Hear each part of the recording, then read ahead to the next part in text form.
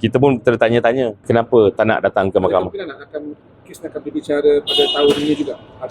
Saya tidak boleh beri kemungkinan tersebut, tapi yang saya boleh sahkan adalah Yusof Raute hendak datang ke mahkamah dan jalankan perkara ini dan kes ini secepat yang mungkin, kerana dia harus diberi peluang untuk meletakkan kes dia, dan dia harus diberi peluang to face the person who attacked him.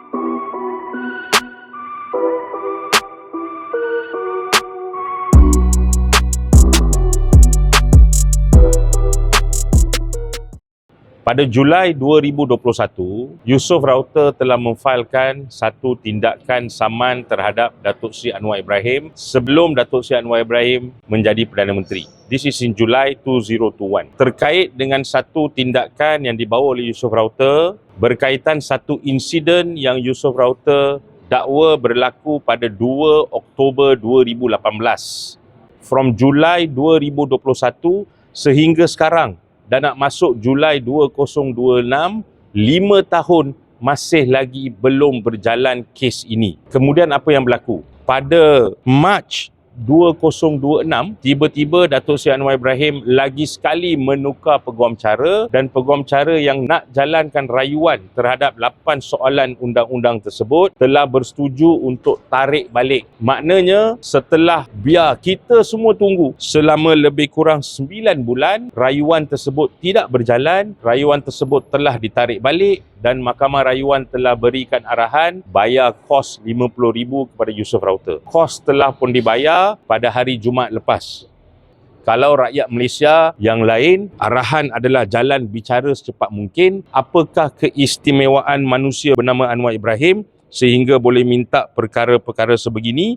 Dan ingat lagi sekali, daripada Julai 2021 sehingga sekarang belum ada perbicaraan. Mahkamah dah tetapkan tarikh dulu Jun 2025, sampai sekarang dah nak masuk 9-10 bulan masih belum ada lagi perbicaraan.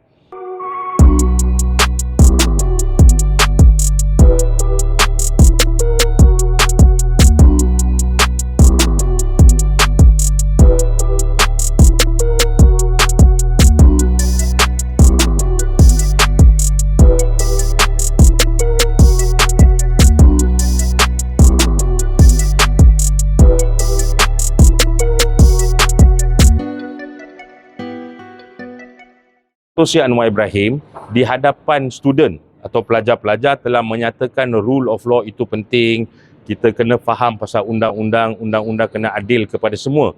Atas dasar dan semangat yang dikelolakan oleh Datuk Seri Anwar Ibrahim, saya ingin bertanya lagi sekali kepada Ketua Polis Negara, apa jadi pada siasatan kepada laporan polis yang telah dibuat oleh Yusof Raute pada 12 September 2024, di mana Yusof Raute dengan jelas telah menyatakan ada 2 individu di Malaysia ini yang pada pandangan beliau telah memerangkap atau terlibat dalam memerangkap beliau dengan memasukkan dadah dan juga pistol tiruan ke dalam kereta beliau. Ingat, pada Jun 2025 juga Yusof Raute telah dibebaskan daripada 2 pertuduhan, mengedar dadah jenis ganja dan juga 2 pistol tiruan yang dijumpai di dalam kereta beliau. Dalam keputusan Yang Arif Hakim Mahkamah Tinggi 4 Yang Arif Muhammad Jamil Hussein, dengan jelas Yang Arif telah menyatakan dalam alasan penghakiman, ini bukan Rafiq kata, ini bukan pembangkang kata, ini bukannya orang lain kata, tapi Yang Arif sendiri mendapati bahawa pihak polis telah gagal untuk merakam percakapan Datuk Seri Anwar Ibrahim dan juga Farhash Wafa Salvador.